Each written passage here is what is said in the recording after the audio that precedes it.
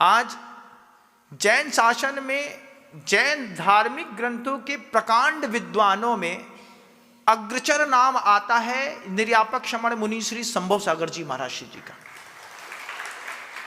ऐसे धुरंधर साधु हैं वो कि वे सिद्धांत के मामले में, आगम के मामले में, न्याय के मामले में आचार्य भगवंत के जीवन में करीब 20 साल तक गणधर बन करके रहे हैं।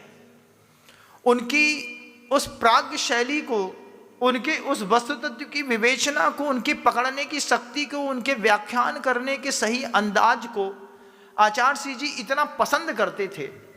कुछ संत ऐसे हैं जिन्होंने वास्तव में मां भगवती को सिद्ध कर लिया, जिसमें लेने पर, नाम लेने पर अंदर से भी हर्ष होता है।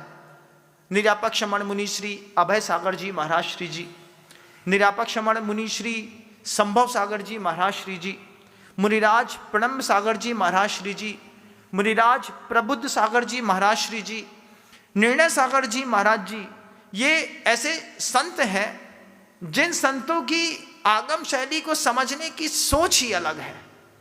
इतना ऊंचा समझना, उतनी ही गहराई में डूब करके उसको पढ़ना, और किसी भी फालतू बात से ये साधु बहुत दूर है। इनके पास जब जाओ, ये अकेले में भी मस्त हैं अपने आप में, एकांत में भी ये बैठे रहेंगे तो इनके पास किताब होगी, ये कुछ ना कुछ नोट्स बना रहे होंगे, कुछ पढ़ रहे होंगे, इनका समय व्यर्थ नहीं जाता। जब मैं संघ में था, महाराज जी लोग संघ में थे, आगे बैठते थे, कितनी बार जब गुरु बोर्ड से डिबेट होता, जब ऊंची ऊंची बातें करते रखते, तब समझ में आता कि क्या ज्ञान की था है इस संत के अंदर। शरीर दुबला पतला हो सकता है मुंह में अब दांत भी शेष ना बचे हों, लेकिन आगम ग्रंथों को लेकर के जो उनके अंदर श्रुत का अवधारण है, बिरले पुरुषों को इस तरीके के श्रुत के अवगाहन करने का मौका मिलता। जैसे ही उन्होंने कहा, ग्रंथ का सही अर्थ निकालो, नहीं तो जो यहां धरा है वो भी चला जाएगा। भगवती से मजाक नहीं करते। तुरंत हम लोग सीरियस हुए। उसके बाद पूरी 50 कारिकाएं गंभीरता के साथ महाराज जी ने कहा, बोले नहीं आता है तो किसी की टीका वाली पुस्तक उठा लो, लेकिन आगम ग्रंथों के शब्दों के साथ मजाक नहीं करो, इस मजाक से मजाक भारी पड़ जाएगा। जैसे ही देखा और जब पढ़ना शुरू किया, उस दिन तो उनसे कुछ नहीं बोले। 7-8 दिन बाद फिर जाकर के बोला, महाराज जी उस दिन गलती हो गई थी, उस बात के लिए क्षमा चाहते हैं। तुरंत क्षमा मांगने में थोड़ा संकोच होता है, आदमी ईगोइस्टिक होता है ना, थोड़ा तुरंत बोलने में आदमी को थोड़ा संकोच होता है, मनुष्य का स्वभाव है, अपना भी तो वही है, इंसान ही तो है ना आखिर। फिर बाद में 8 दिन बाद जाकर के बोला, महाराज जी उस दिन हमने गलत शब्द बोल दिया था, आपको बुरा लगा होगा, हम क्षमा चाहते हैं। बोले बुरा नहीं लगा, तुम साधर्मी हो, हम चाहते हैं कि जैसा हमारा बल है ऐसा ही तुम्हारा भी बल बने, तो हम तुम्हारे बल की रक्षा करना चाहते हैं। भैया अगर एक बार गलत को नहीं टोकेगा, बड़ा साधु है, गलत को नहीं टोकेगा तो फिर तुम गलती करते चले जाओगे, और इस मजाक से तुम्हारा भी मजाक बनेगा और भगवती का भी मजाक बनेगा, इसलिए तुमको सामान्य से कहा था, बुरा नहीं मानिएगा। ऐसा कह के उनने छोड़ दिया।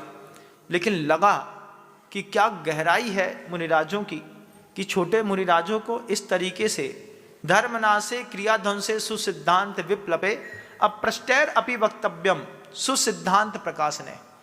सही सिद्धांत के प्रकाशन करने पर जब आप देखते हैं कोई व्यक्ति गलत कर रहा है, जैन कुल का है, जैन समाज का है, जैन जाति का है, गलत कर रहा है, तो उसको कहीं पर प्यार से टोक देना होता है, बेटा अपने घर में ऐसा नहीं होता, अपन तो बड़े घर के कहलाते हैं। ऐसा बोल देने मात्र से, बच्चा आपका हो या किसी और का, आप उसको एक बार बोल देंगे ना तो उसको प्रेरणा मिलेगी। अगर संभव सागर जी महाराज यही सोचते, अरे भैया हमने थोड़ी दीक्षा दी है, अभी जब पलट के जवाब दे देंगे तो क्या करेंगे, लेकिन उनको भी विश्वास था कि हम भले ही कैसे हों, लेकिन उनको पलट के जवाब नहीं देंगे। पलट के जवाब नहीं दिया, आगम ग्रंथ को सीखा, आज वो चीज़ें दिमाग पर बैठ गईं। इसमें भी उन्हीं का उपकार है जिन्होंने गलत बात को उसी समय दबा दिया। बल की रक्षा करना, सांप बन करके स्वयं को खाना नहीं।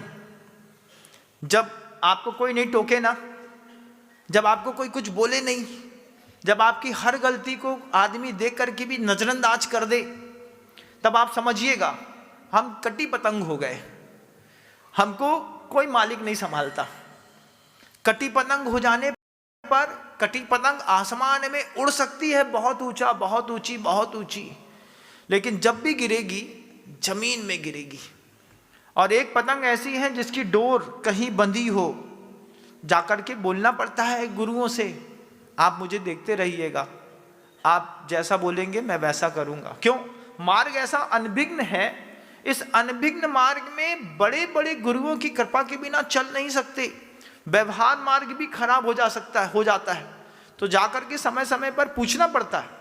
गुरुवर के पास जाता था, गुरुवर के पास जाकर के बैठ करके बोलता था, कभी अकेले में चला गया, जाते ही साथ हाथ जोड़ लिया, हाथ जोड़ करके बोलता था, मुझसे पूछता था आप मुझसे संतुष्ट तो है ना, ऐसा पूछ लेता था। जैसे ही पूछता था आप मुझसे संतुष्ट तो है, तो रो देता था वहीं पे गुरुजी के सामने ही, क्योंकि हमने कुछ गलत किया नहीं, लेकिन पता नहीं आचार्य महाराज हमारे बारे में क्या सोचते हैं, आचार्य महाराज जी हमारे बारे में क्या धारणा बना रहे हैं। तो बार बार उनके पास जाकर के उनसे हाथ जोड़ करके अपने वाणी गदगद यन वपुः पुलकयन नेतद द्वयम श्रावयन, पूछने वाले की एक शैली होती है, वाणी गदगद यन, वाणी में गदगद पना, वपुः पुलकयन, शरीर में रोमांच खड़ा हो जाना, जैसे ठंडी में ठंडे पानी का हाथ लगा दो तो रोम खड़े हो जाते हैं, ऐसे शरीर का रोम खड़ा हो जाए, वाणी कुछ अवरुद्ध हो जाए, नेतद्वयम श्रावयन, दोनों आंखों से थोड़ा जल बह जाए। फिर गुरु के पास भक्ति के साथ बैठ करके पूछता था गुरु जी से, आप मुझसे संतुष्ट तो हैं, मैं कुछ ऐसा तो नहीं कर रहा जिससे आपको संतुष्टि हो।